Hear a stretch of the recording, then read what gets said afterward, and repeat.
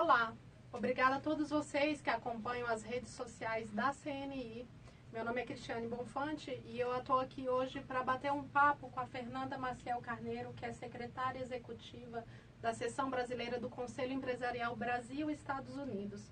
A gente teve um imprevisto, o consultor Weber Barral não vai poder participar e a gente vai poder bater um papo aqui sobre o assunto. Essa semana a CNI e a Fundação Getúlio Vargas divulgaram uma pesquisa que mostra que os Estados Unidos são um mercado prioritário para as empresas brasileiras quando o assunto é o fechamento de um acordo comercial.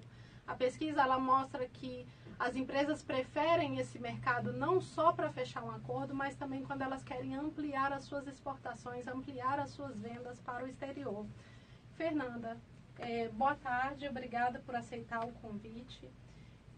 Para começar, por que os Estados Unidos são tão atrativos para as empresas brasileiras? Cris, primeiro queria agradecer pelo convite para estar aqui com você hoje. Os Estados Unidos hoje é a primeira opção, o primeiro país que as empresas brasileiras escolhem quando elas decidem se internacionalizar. Esse dado ele fica bem refletido na nossa pesquisa, que foi divulgada essa semana, mas tem outros dados que também são muito relevantes e que mostram a importância desse mercado. Os Estados Unidos eles são o segundo principal parceiro comercial brasileiro para exportação de bens. Os Estados Unidos fica atrás só da Argentina. Mas quando a gente olha a questão dos serviços, exportações de serviços, de produtos manufaturados e de alta intensidade tecnológica, aí sim os Estados Unidos aparecem como o primeiro destino das exportações brasileiras. Quando a gente fala sobre essa questão de exportação de bens manufaturados com alta densidade tecnológica, por que isso é relevante? Porque são aqueles produtos com maior valor agregado. Né? Então, além da gente ter uma pauta mais diversificada com os Estados Unidos, exportando desde produtos químicos, aeronaves, máquinas e equipamentos, a gente também tem essa questão do valor que é exportado, ou seja, traz mais recursos, né, para o Brasil. Agora, ele já tem toda essa importância como mercado, né? Olhando para frente, o que as empresas brasileiras elas acreditam que podem ganhar se aproximando dos Estados Unidos agora? Assim como o Brasil, os Estados Unidos é um mercado muito grande, né? Que tem um mercado consumidor muito grande e que demanda muitos bens e serviços. Então, existe um potencial enorme realmente para vários segmentos, para vários setores da indústria brasileira para se inserirem nesse mercado. Vale também dizer que essa relação, né, Brasil e Estados Unidos, ela perpassa também pela questão de investimento, né? Então, quando a gente olha os investimentos americanos no Brasil, eles são os maiores investidores estrangeiros no Brasil. Hoje eles têm um estoque de cerca de 130 bilhões de dólares investidos aqui no Brasil. E, por outro lado, as empresas brasileiras também, tem um estudo recente da Fundação Dom Cabral que mostra que a maior parte das empresas transnacionais brasileiras, elas estão localizadas nos Estados Unidos. Por que isso é relevante? Porque quando a gente tem essa questão dos investimentos fora e deles aqui, mostra realmente essa integração comercial mais aprofundada. Então, mostra um outro estágio, né, do relacionamento bilateral. Agora, só para a gente entender um pouco, essa semana a CNI e a FGV divulgaram essa pesquisa e ela faz alguns recortes, né? Ela pergunta para as empresas primeiro, para qual país vocês já vendem e vocês querem ampliar as exportações. Uhum. Depois ela pergunta, qual é o país com o qual vocês ainda não têm uma relação comercial e vocês querem estabelecer. E aí vem a pergunta sobre os acordos. E em todas elas, os Estados Unidos aparecem em primeiro lugar. Exato. Né? No caso de um acordo de livre comércio, o que na prática ele traria de benefício para as nossas empresas? Hoje, quando a gente olha a importância do mercado dos Estados Unidos para o Brasil, embora ele já seja um mercado muito relevante, a gente não tem nenhum instrumento comercial significativo com os Estados Unidos. Então, se você for olhar pela questão de barreiras, hoje a gente tem cerca de 90 produtos que enfrentam barreiras tarifárias para entrarem nos Estados Unidos. Esse tipo de acordo, quando elas falam sobre os acordos comerciais, a gente tem alguns acordos relevantes, mas um acordo de livre comércio, por exemplo, ele seria essencial justo para diminuir tanto a questão das barreiras tarifárias, quanto às barreiras não tarifárias, ou seja, aquelas barreiras técnicas e fitossanitárias. Isso possibilitaria maior inserção de produtos brasileiros a preços competitivos, porque isso é importante a gente destacar, dentro do mercado americano. Se você me permitir, Cris, essa semana a gente teve a reunião do Conselho Empresarial Brasil e Estados Unidos, que é um conselho, é o mais antigo mecanismo de diálogo entre o setor privado dos dois países com o governo, dos dois países também, e que nessa reunião a gente falou muito sobre essa questão do que deve ser a agenda prioritária. A pesquisa ela já tinha indicado essa questão dos acordos, né, para serem negociados preferencialmente com os Estados Unidos, e durante essa reunião essa pauta foi reforçada. A gente, inclusive, discutiu muito sobre o que seriam aqueles goals mais fáceis, né, de serem alcançados pelo governo, daqueles mais complexos. E essa questão dos acordos comerciais e de investimento, eles estão nesses goals um pouco mais complexos, de negociação mais lenta, trabalhosa, mas que são essenciais para que a gente realmente tenha um avanço nesse relacionamento bilateral. Agora, Fernanda, sobre o CB, o Conselho Empresarial Brasil-Estados Unidos, que se reuniu, o novo chanceler, Néstor Araújo, participou dessa reunião e aí a imprensa trouxe que ele disse que o céu é o limite nessa relação entre o Brasil e os Estados Unidos, né? Qual é a perspectiva que esse novo governo traz, o que ele tem sinalizado em relação aos Estados Unidos, né, essa relação?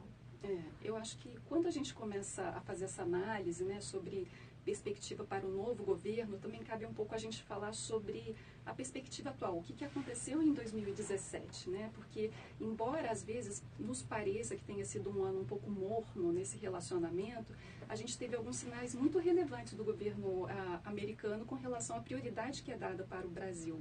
Por exemplo, a gente teve a visita de 3 autoridades, 2 secretários, né? O secretário de Defesa, o secretário de Treasury, de Tesouro, e a gente teve inclusive também a visita do Mike Pence, que é o vice-presidente dos Estados Unidos, durante o atual governo.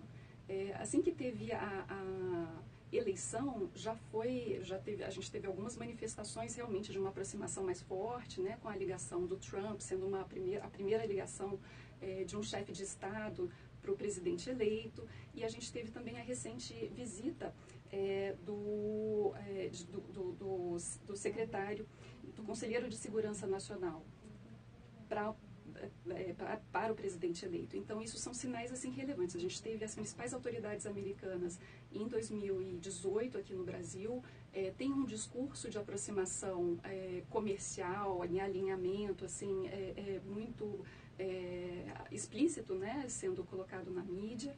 A participação do chanceler durante a reunião, do futuro chanceler, durante a reunião do CBU, ele realmente falou sobre essa importância do alinhamento do governo para entender que os Estados Unidos, de fato, é uma prioridade, colocar todas as agendas que têm sido pautadas pelo setor privado de uma forma mais efetiva dentro da agenda governamental.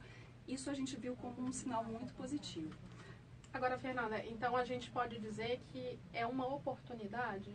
É um país que sempre foi considerado importante para o Brasil, mas agora nós estamos diante de uma nova oportunidade, seria isso? Exato. É um país, sem dúvida, dos mais relevantes para a economia brasileira, mas o momento ele é muito favorável, é um momento que a gente tem realmente que aproveitar essa janela de oportunidade e usufruir dessas possíveis negociações que vão ser realizadas durante esse período em que coincide o final do mandato do governo Trump com os primeiros 2 anos, né, do mandato do novo governo.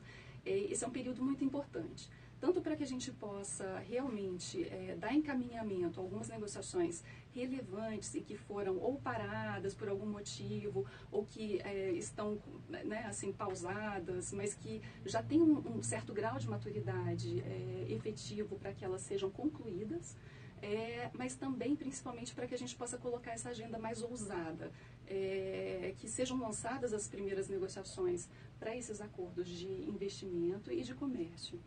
Isso, e quando você fala, né, a pesquisa aqui, a gente cita a questão do acordo de livre comércio. há outros acordos que estão nessa agenda, vamos dizer, uma agenda de interesse aí da indústria brasileira, né?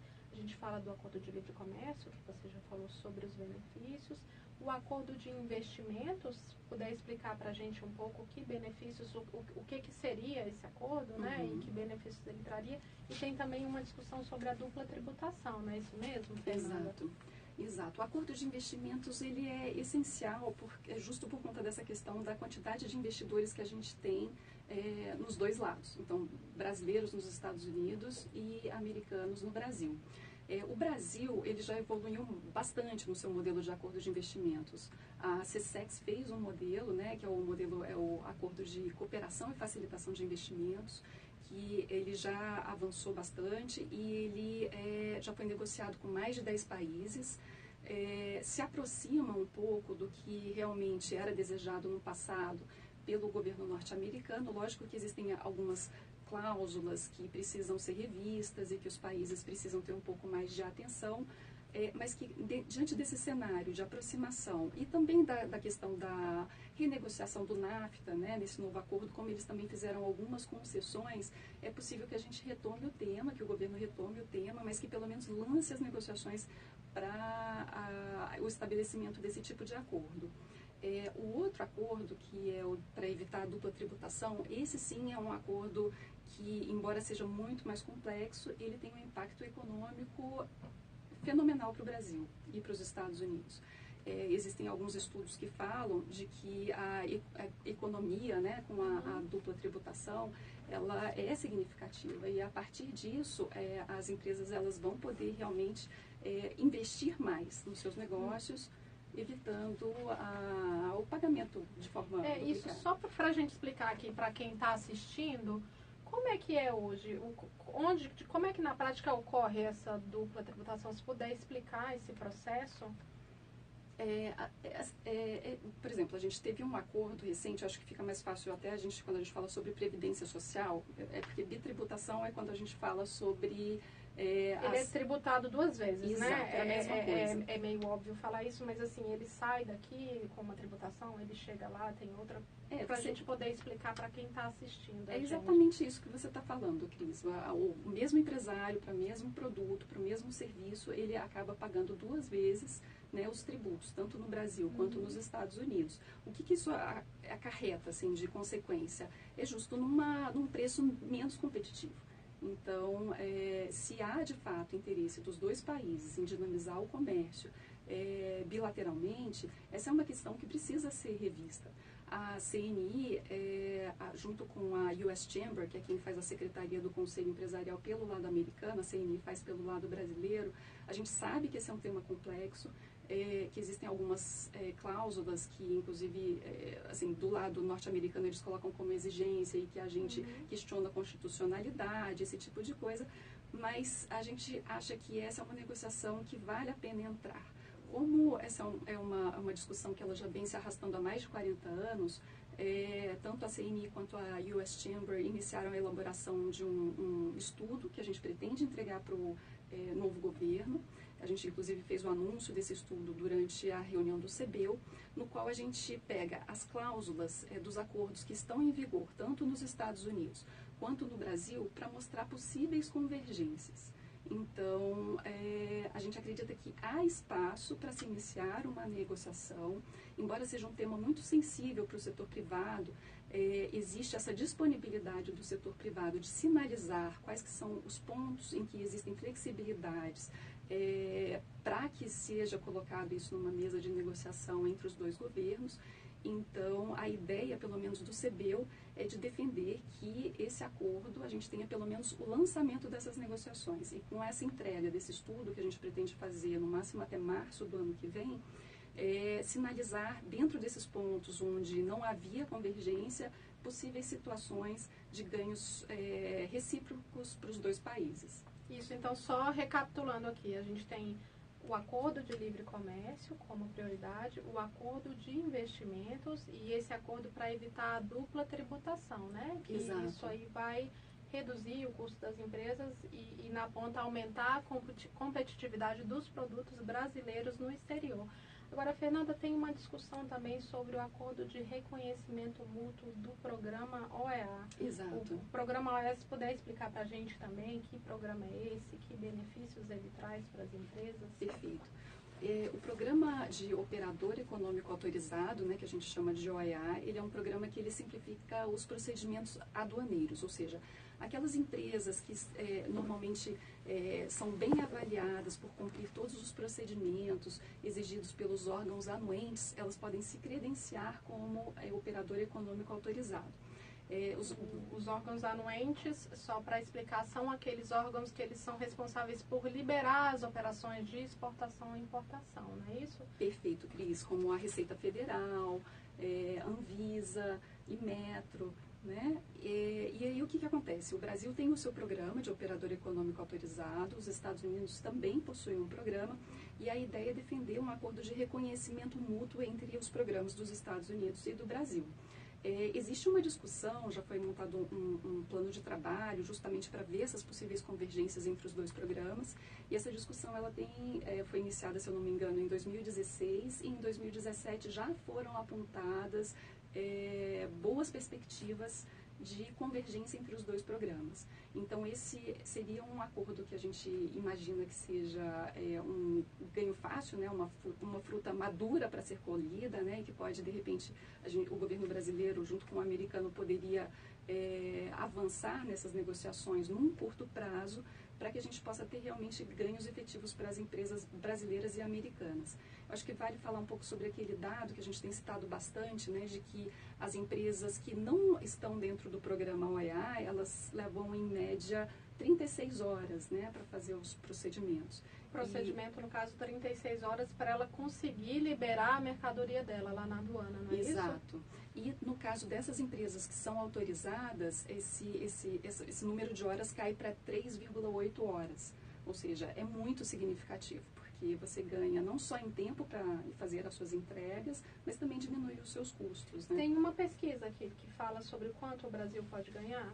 Isso, eu acho que até 2020, não lembro agora o ano, 2020 ou 2030, são 50 bilhões de dólares, alguma coisa assim. 50 bilhões de dólares.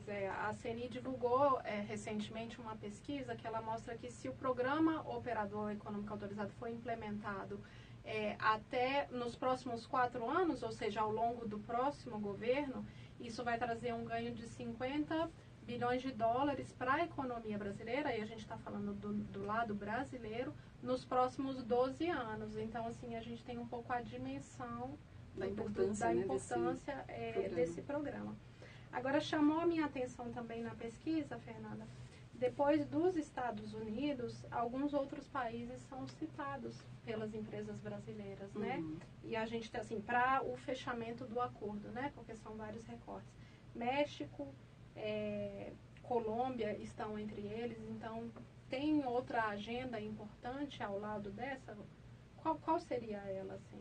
Não, com certeza. A América Latina é sempre relevante, principalmente quando a gente fala do recorte das micro e pequenas empresas, que normalmente são os países que elas têm mais facilidade para exportar, tanto por conta da proximidade geográfica, quanto pela facilidade de idioma. E o México, de fato, é um mercado também relevante pelo seu tamanho e está dentro das nossas prioridades.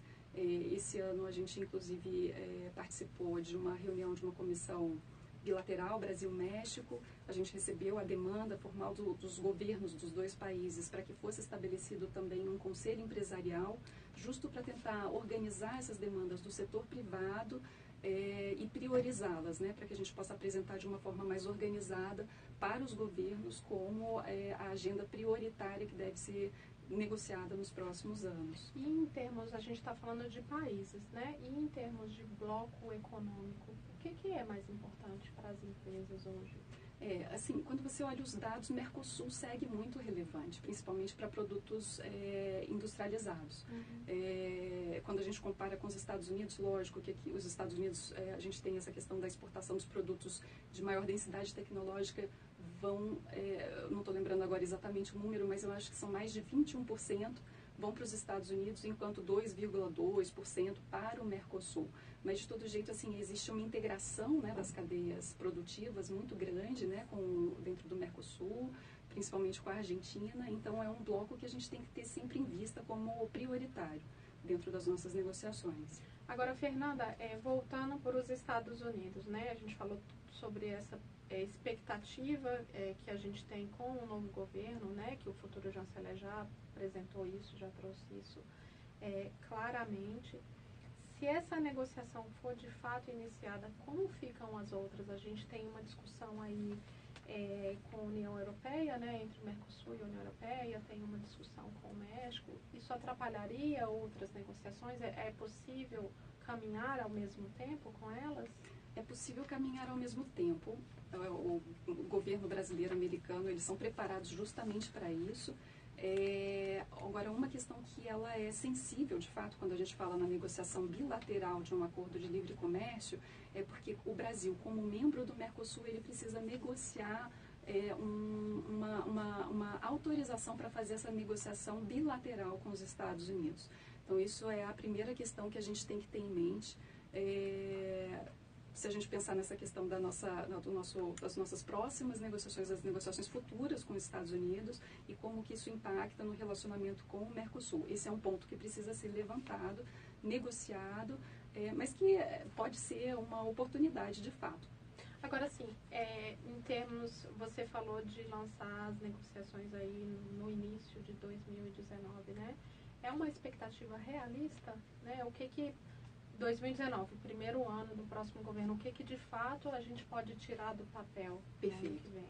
Cris, o CBU, durante essa reunião, ele dividiu a agenda justo nesses dois pontos, né? Então, assim, quais que seriam os temas de mais fácil alcance no curto prazo e os mais complexos. Os mais complexos a gente já conversou, que são os acordos, e dentro desses mais simples, né, mais maduros, tem o OEA, que a gente já falou, mas tem outros três que a gente também gostaria de ver o governo brasileiro defendendo de uma forma efetiva. Um deles é a conclusão do acordo sobre salvaguardas tecnológicas. É o acordo que permite o uso comercial da base de Alcântara. Então, ele é um acordo significativo, principalmente para a indústria de defesa, pode trazer muitos recursos, né, para o Brasil. A gente tinha uma negociação bastante avançada, tinha algumas questões relativas à propriedade intelectual que parece que já foram superados, então esse seria um gol muito fácil de ser alcançado no primeiro semestre de 2019. O outro é uma discussão que fala sobre facilitação de viagens internacionais. Os Estados Unidos, eles têm um programa que chama Global Entry, que na verdade ele não isenta o visto, mas ele torna os procedimentos imigratórios mais simplificados. E essa discussão ela já esteve em um nível muito avançado para que o Brasil aderisse fosse aceito, né, para integrar esse programa. E havia uma expectativa do setor privado de que essas negociações elas fossem concluídas em 2016. Mas as negociações foram paralisadas e a gente espera que elas sejam retomadas porque a gente enxerga que existem condições efetivas para que elas sejam concluídas e que o Brasil possa se beneficiar dessas condições facilitadas de entrada nos Estados Unidos. Esse é um programa interessante porque ele facilita não apenas o lado empresarial, né, das pessoas que vão fazer negócios nos Estados Unidos, mas também os turistas. E, por fim, um outro ponto que o Conselho ressaltou a importância é a questão do apoio dos Estados Unidos para a solicitação brasileira de ascensão à OEA, ascensão à OCDE. Os Estados Unidos, eles têm nesse ponto, né, eles já se mostraram um pouco mais favoráveis ao pedido da Argentina. Na América Latina, Peru também tem manifestado, né, o seu desejo de entrar na OCDE, mas isso seria muito relevante para o Brasil, porque a partir do momento que o Brasil entra na OCDE, a gente vai ter um alinhamento com as melhores práticas de políticas públicas, né, com algumas práticas realmente consideradas como referências internacionais de políticas públicas que vão precisar ser implementadas internamente.